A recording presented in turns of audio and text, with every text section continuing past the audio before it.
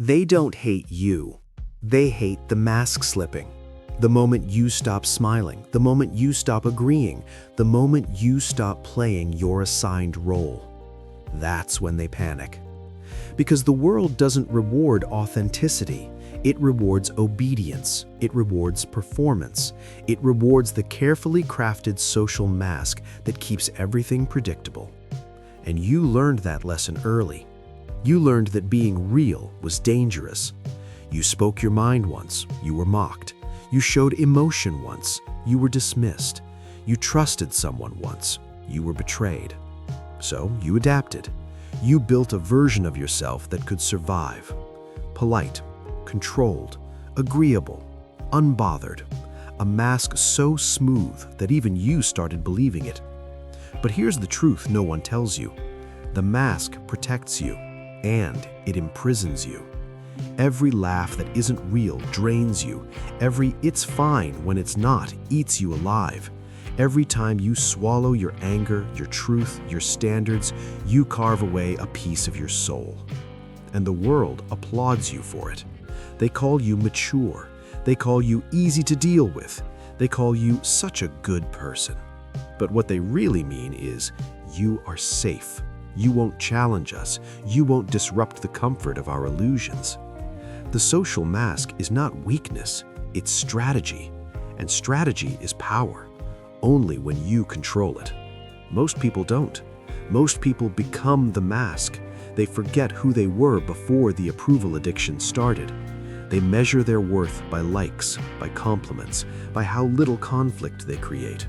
They become diplomats in rooms that deserve fire. You know what's worse than being hated? Being tolerated. Being kept around because you're convenient, because you never say no, because you never demand more. That is slow death. So you sharpened the mask. You learned how to read rooms. You learned how to mirror energy. You learned how to hide your rage behind calm eyes. You became socially intelligent. And that's where things get dangerous. Because once you understand people, you realize something ugly. Most of them are wearing masks too. The loudest one in the room, insecure. The overly kind one, seeking validation. The hyper-confident one, terrified of being exposed. You start seeing cracks. You start seeing fear. And you realize the world isn't strong. It's fragile, built on silent agreements. Let's all pretend. Let's all act fine. Let's all play roles. The friend who smiles but resents you. The partner who says, "I love you," but studies your weaknesses. The boss who praises you but keeps you small. Everyone acting. Everyone calculating. And you? You feel alone. Because when you see the game, you can't unsee it. You walk into a room and you don't just see faces, you see motives, you see ego, you see competition, you see hunger. It makes you colder, not cruel, cold. You speak less, you observe more, you realize something powerful. The person who controls the mask controls the room. Because most people are driven by emotion. Insecurity drives them. Jealousy drives them. Fear of rejection drives them. But when you detach, when you master your expressions, when you respond instead of react, you become unpredictable. And unpredictability is power. Think about it. Why does silence make people uncomfortable? Because they can't read you. They can't categorize you. They can't manipulate what they don't understand. The social mask, when worn consciously, becomes armor. It allows you to smile at someone you don't trust. It allows you to nod while collecting information. It allows you to endure without revealing your plans. But here's the dark side.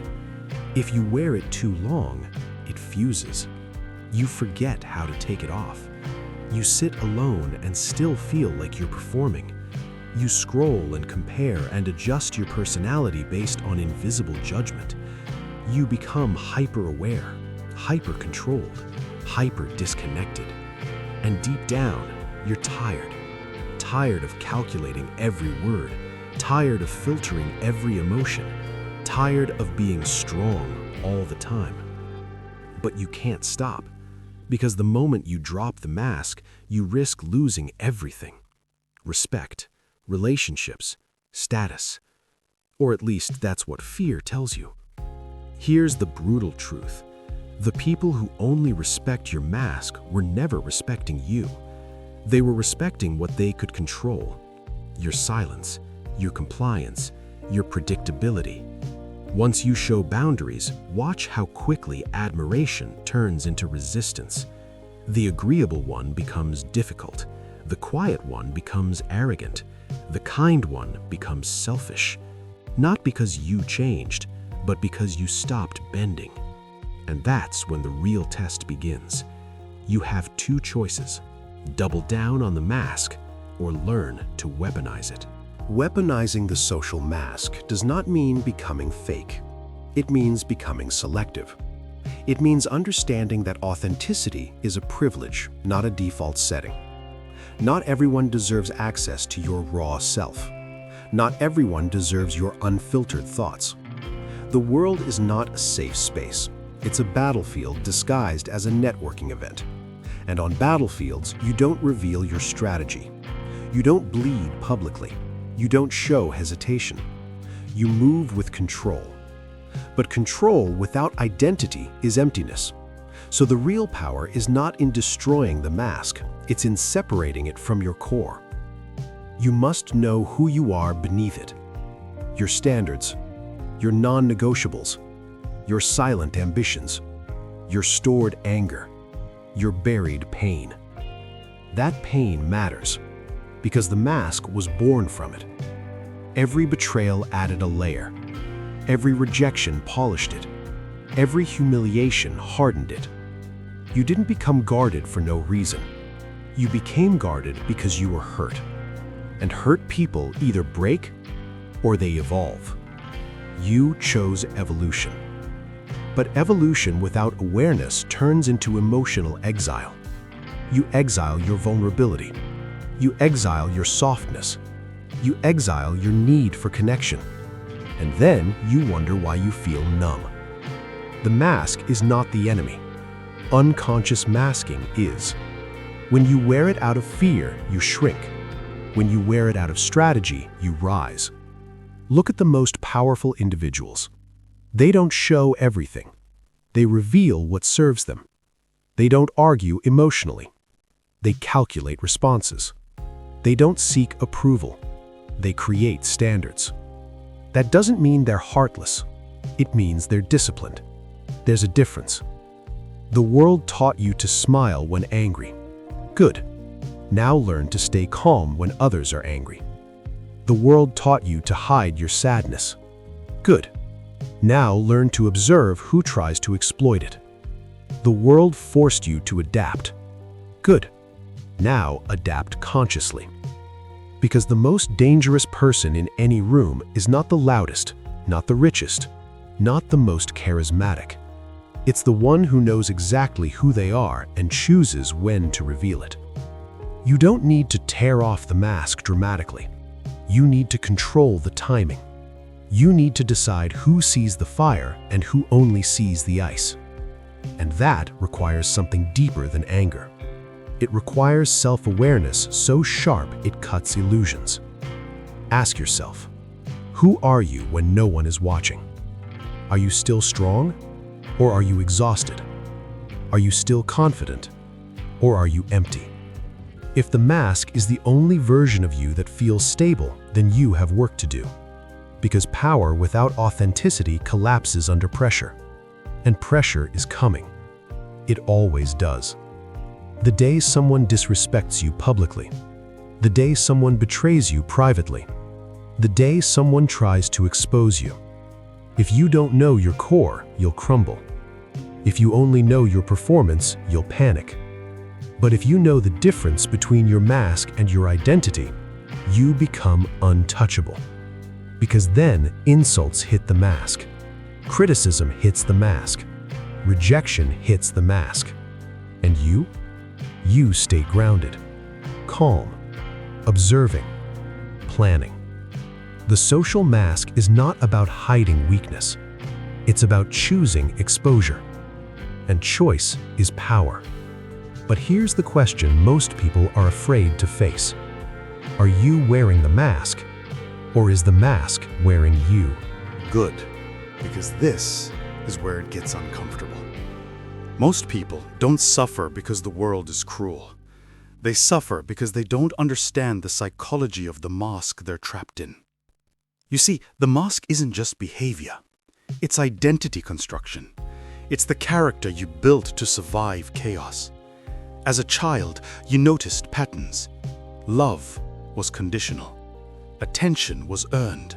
Approval was fragile. So, you adapted. If they praised obedience, you became obedient. If they punished emotion, you became numb. If they rewarded achievement, you became relentless. You didn't choose the mask consciously. You built it brick by brick under pressure. And here's the dangerous part. The mask worked. It reduced conflict, it increased acceptance, it made you feel safe. So your brain reinforced it. Every time someone smiled at your fake calmness, dopamine hit. Every time someone avoided criticizing you because you were agreeable, relief hit. Your nervous system learned performance equals safety. Now fast forward. You're older, stronger, smarter, but the programming is still running. You enter rooms scanning for threats. You adjust your tone based on status. You measure your words based on potential backlash. That's not weakness. That's trauma intelligence. But trauma intelligence can turn into paranoia. You start assuming every interaction has hidden motives. You stop trusting kindness. You overanalyze compliments. You anticipate betrayal before it happens. And ironically, that hyper-awareness isolates you. You become the silent observer at gatherings, listening more than speaking, smiling just enough, revealing just enough, never too much. And people call you mysterious. But they don't see the exhaustion behind the mystery. They don't see the constant calculation. They don't see the inner dialogue asking, is it safe to say this? Will this be used against me? Am I showing too much? You've mastered emotional restraint. But restraint without release becomes internal war. Because beneath the mask, emotions don't disappear, they accumulate. Anger you didn't express. Disappointment you didn't confront. Jealousy you pretended not to feel. Loneliness you refused to admit. It stacks, layer after layer. And here's the psychology no one explains. The more you suppress, the more you crave control. Control over conversations, control over relationships, control over perception. Because if you can control perception, you can prevent pain. That's the illusion. You think if you manage how people see you, they can't hurt you. But people don't hurt you because they see you. They hurt you because they're broken. No mask can prevent that. So what happens? You tighten the mask even more. You become colder, less reactive, less expressive. You tell yourself it's stoicism, but sometimes it's fear dressed as discipline. Real stoicism is emotional mastery. Fear-based masking is emotional avoidance. There's a difference. Mastery means you feel deeply but respond strategically. Avoidance means you don't allow yourself to feel at all. And the body keeps score. Tension in your jaw, tightness in your chest, restlessness at night, overthinking every small interaction. Your mind replays conversations like surveillance footage. Did I say too much? Did I look weak? Did they notice? You're not just living life, you're managing a brand. And brands don't rest. Brands perform. This is where many people lose themselves completely. They become addicted to being perceived as strong, so they never ask for help. They become addicted to being perceived as calm, so they never show anger. They become addicted to being perceived as independent, so they never admit they want connection. The mask becomes a prison built from compliments. and breaking free feels terrifying. Because who are you without the performance? What if your real thoughts are too intense? What if your real emotions scare people away? What if your vulnerability gets weaponized again? These fears are not irrational. They are based on experience. You've seen what happens to people who show weakness in the wrong room. They get mocked, gossiped about, used. So you chose power over exposure. Smart, but incomplete. Because real power is not about never being vulnerable. It's about choosing the right audience. You don't drop your armor in the middle of a battlefield, but you also don't sleep in armor forever. It suffocates you. Psychologically, when you live behind a mask too long, 3 things happen. First, emotional numbness. You stop feeling highs and lows. Everything becomes muted. Second, identity confusion. You don't know what you actually like versus what you perform liking. Third, resentment. Resentment toward people who demand your mask. Resentment toward yourself for wearing it. You start thinking, why do I always have to be the strong one? Why can't someone see through this? Why do I feel alone even when I'm surrounded? Because connection requires exposure, and exposure feels dangerous. So you settle for surface-level relationships.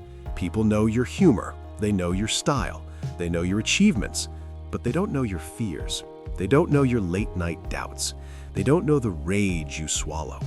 And you tell yourself you don't need them to know. But humans are wired for depth, not performance. This is the internal battle. You want power, but you also want peace. You want control, but you also want authenticity. The solution is not to swing to extremes, not to become brutally honest with everyone, not to tear off the mask in rebellion. That's emotional impulsivity. The real shift is internal. You must understand your triggers. Notice when you're masking out of strategy and when you're masking out of fear. Strategy feels calm. Fear feels tense. Strategy is intentional. Fear is reactive. When someone challenges you and you stay composed because it serves your long-term position, that's power. When someone challenges you and you shut down because you're afraid of rejection, that's avoidance. When you choose silence because speaking would waste energy, that's discipline. When you choose silence because you're scared of confrontation, that's insecurity. You must be brutally honest with yourself. No one else needs to know, but you need to know.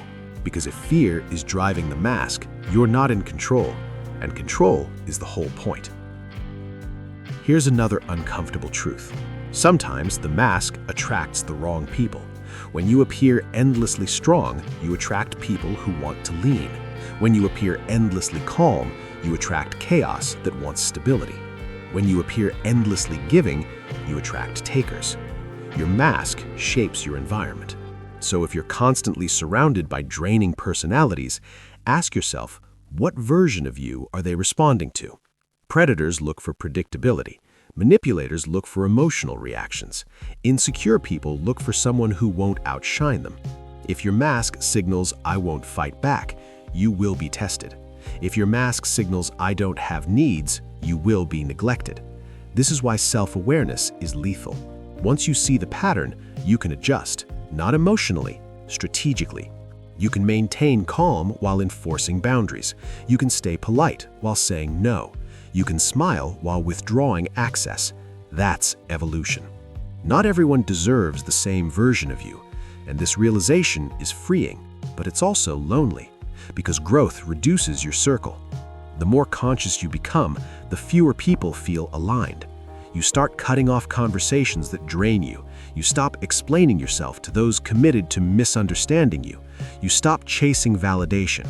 And suddenly, silence becomes your companion. At first, it feels isolating. Then it feels powerful. Because in silence, you meet yourself without the mask. And that meeting is intense. You see your anger clearly. You see your insecurities without filters.